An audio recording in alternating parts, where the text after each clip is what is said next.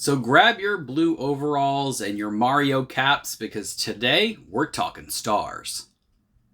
Hi, I'm Andrew and I'm on a fantastical journey through books.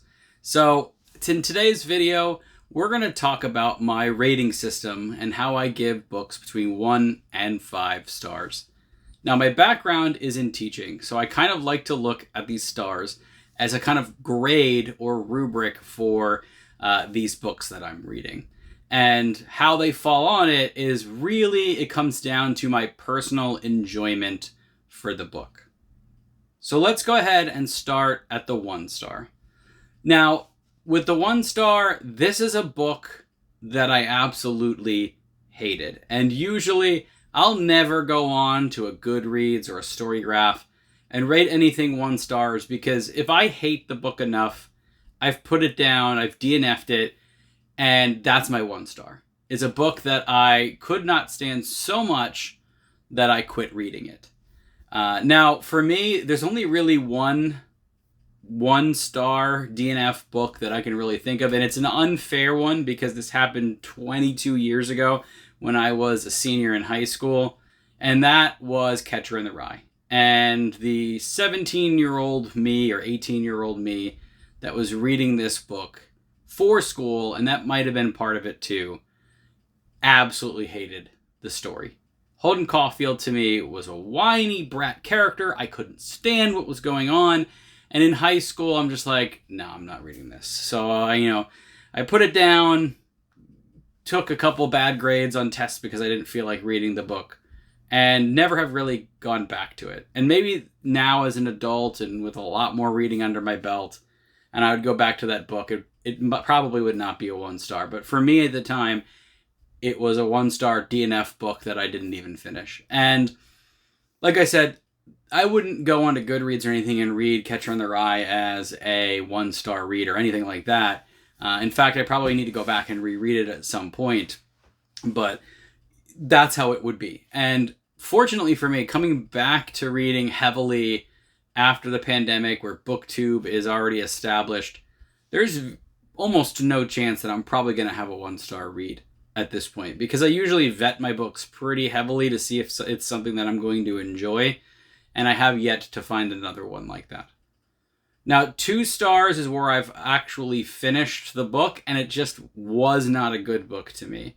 Where I'm reading through it, it's not a hate read, where I just I can't stand this, I'm putting it down, it's not worth my time. It was worth my time to get through, but it was not enjoyable throughout. I didn't like the characters, or the plot was slow or bad or whatever it might be. And fortunately for me, I can't think of a single 2-star book that I've read, at least not in recent times. Once again, going back to that idea of BookTube really being kind of my compass towards books and making sure that what I do read is something that I think I'll like, and going to the channels where the people I trust their opinions because they vibe with me pretty well.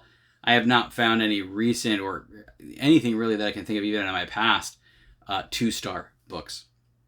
And then that gets me to our 3 stars. And 3, 4, and 5 we're going to have my rankings. Most of the books, I feel like pretty much all of the books since really starting to get back into reading again a few years ago, have anywhere between 3 and 5 stars. And I feel like this is probably inflating my personal scores a little bit because really the lowest I'll rank a book is 3 stars. Like I said, 2 stars I'll rate it, but I haven't found any because I don't go and just pick a book and say, I'm going to read this. I'll do a lot of research. So really my lowest is a 3-star. And what I consider to be a 3-star read is a just plainly average book. So it's your C if you're giving it a grade. The 1s and the 2s, you've done something wrong. 1s, you've utterly failed. 2s, you tried. It wasn't absolutely terrible like the 1 stars, but it just did not work for me for multiple reasons is usually where I'm getting my 2s. But for 3, that's where we're getting now into a book that I did enjoy. It was worth my time to read that. It was just average. Sometimes painfully average for that. And my most recent read, actually, and this might be in a future video when I talk about the book itself, that would be at 3.5, and I'll talk about 0.5s in just a second, was Dragon Rider by Taran Matharu. I thought this was an enjoyable book. I liked the characters. I thought that the story was fun at moments, but it was average. It was tropey and borderline cliche at parts. It was horribly predictable. I was guessing most of it well before. I think at the big reveal near the end, I guessed in like the first 10% of the book. And I'm like, oh, it's this. And it was that way. I have some predictions for what might come into future books. And if that's the case, then it's very predictable. But I didn't hate it. I got through the book. I liked it. There was moments where I was really rapidly going through, and my average day of reading might be somewhere between 20 and 30 pages. And for this one, it was a quick read, and I was doing 30 on average, with some days doing 40, 50, and maybe even 60 pages. So it was a fast read, and it wasn't a I don't like this read. It was just good. It was average, really. Good to average is where I would put it. And the 0.5s, like I said, I was going to get to next. The 0.5 books are where it kind of is bridging the gap. It's not quite a 4-star, but it definitely is in the 3 range. So it would be slightly above. If you get a 0.5 for me, if it's average, it's slightly above average for me. And that's what Dragon Rider was. It was 3.5, slightly above average. There was moments in the book that got that 0.5 for me, that brought it up from just a plainly average, fun read book. The next one that I have is my 4 stars. And this is truly a great book. And I'll actually, because I vet myself so much on the books that I do read, and I'll go and watch the videos, like I said, of people who I trust. Most of my books, I feel like when I read, and you'll see me reviewing in the channel in the future, are probably going to fall into the 4-star range.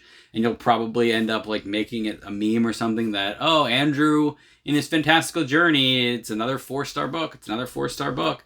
And it's 4 stars, like I said, are truly great books. Super fun moments, great characters. This is a book that I would recommend to anyone read. And I just loved it.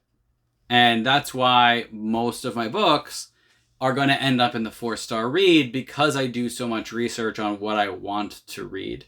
If it was a maybe like buddy read, that's where it might fall below the 4 stars. But most of the time I can say that this is probably going to be a 4-star read for me. So 0.5 again, this is above an average great book, but it didn't hit that 5-star read for me yet.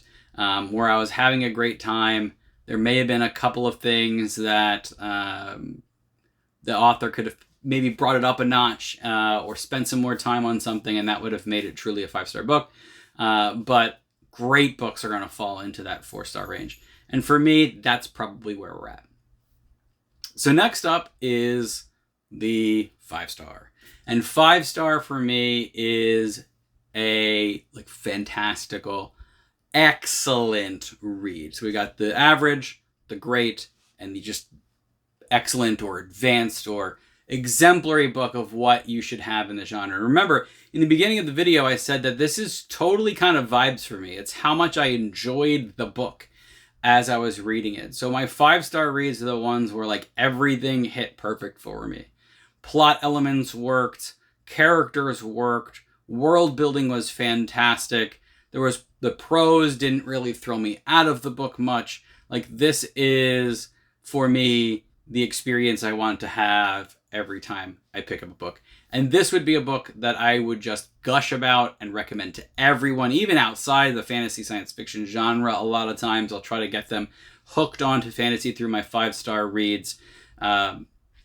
This is a book that I would look to reread if I did, which I tend to not reread because there's so much I want to read, and with the slowness of how I read, I kind of want to just read new.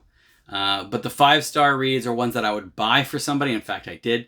An example of a 5-star read for me that I actually purchased for somebody is The Ember Blade by Chris Gooding. And I really think that this book is special. The characters are fantastic.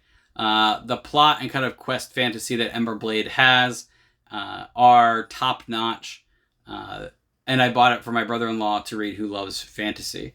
And it's one that I can't praise enough. Another 5-star example for me, series-wise, would be Dungeon Crawler Carl from earlier this year. There were some books in there that weren't 5-star books, but as the books are going on, I rated Dungeon Crawler Carl, the first one, a 5-star, and then we didn't hit another 5-star, I think, until book 5 and book 6 were both 5 stars for me. And that's just because as you go through the series, the emotional elements and the world building start expanding on it to make it get back to that 5-star element. And in the book 1, it was just something so new to me. I had so much fun with it. It made me want to plow through the series. That's a 5-star book for me. And then another one that gets 5 stars is if your book can have me really be emotional in the moment. And another 5-star read this year that had that was Hyperion. Specifically, The Scholar's Tale literally had me in tears. And I think part of that, if you've read the book, has to do with the fact that I'm a father of a daughter. I am a teacher. So I resonated so heavily with the character in The Scholar's Tale of that by the time we hit the end, like, I'm glad I was home alone and no one was home when I was reading it, because I was just utterly sobbing real tears over this book. And I'm like, no matter how the rest of this book ends, this has hit a 5-star for me, because a book has not made me really that emotionally invested before. So really, it's how that book hits for me in some way. And usually my 5-star reads are going to be ones that hit every cylinder, or the highs are so high it makes me forget any of the lows for those moments in the book. And then, like I said, my 0.5s are where we would land behind. And then my 6 stars are for those books that, and I haven't really had any 6 stars. I'm hoping to find one, finally, the 6-star.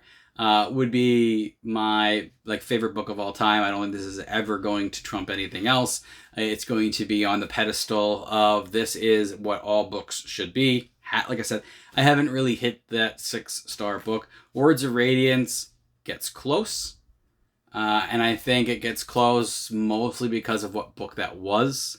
Words of Radiance was the book that I had at the hospital when my daughter was born, so it's like kind of elevated to this special status. That specific copy of the book I will never get rid of. If I ever made Brandon Sanderson to have a book signed, that's the copy he's going to sign, even though it is a paperback and not a hardcover, because that's the physical book that I had there.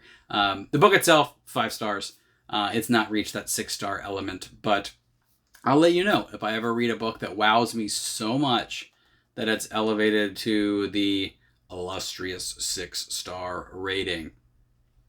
So that's my rating system going forward. I wanted to get this out before I really started putting out the ratings of books. Starting maybe in October, I'll start actually talking about ratings of books. You already just heard a couple of them in this video that I've read in the past, with my newest one, Dragon Rider, being at 3.5. But that's how it is. Kind of just 1s, DNF'd, don't care about them at all. 2s, bad book to me. I did not enjoy reading it, but it wasn't so bad that I hated it that I needed to throw it down and never touch it again. 3s are your average book. 4s are your great books. 5s are your just absolute excellence. I had so much fun reading this. I don't want to ever let this go away in my life. I want to make sure everyone knows about it. Probably the 5-star books are the ones that people get annoyed at me, because I'm like, you need to read this book. You need to read this book. You need to read this book. And they're like, yes, Andrew, we know. You've told us 7 times that we need to read this book. And I'm like, yeah, because it's a 5-star. And then, like I said, 6 stars would be if I ever find that book to put on the pedestal forever that says this is what all books should be, but haven't found it yet. It's my white whale looking for that 6-star book. So that's what I've got. Let me know how your rating system works, if it anywhere mimics mine or if it's quite different. Like I said, going on vibes, gotta, love that book to give it the higher ratings. But because I research my book so much that you'll probably end up seeing, like I said, 4 stars being my most rated, with a couple of 3s and a couple of 5s. Maybe a 6 at some point. I don't know. But in the comments below, tell me about your rating. I'd love to talk to you in the comments. like and subscribe to the channel. Hope to talk about books with you more. Now, how was this video? 1, 2, 3. Is it the 6-star video for you? Probably not. Anyway, see you next time as I continue on a fantastical journey through books.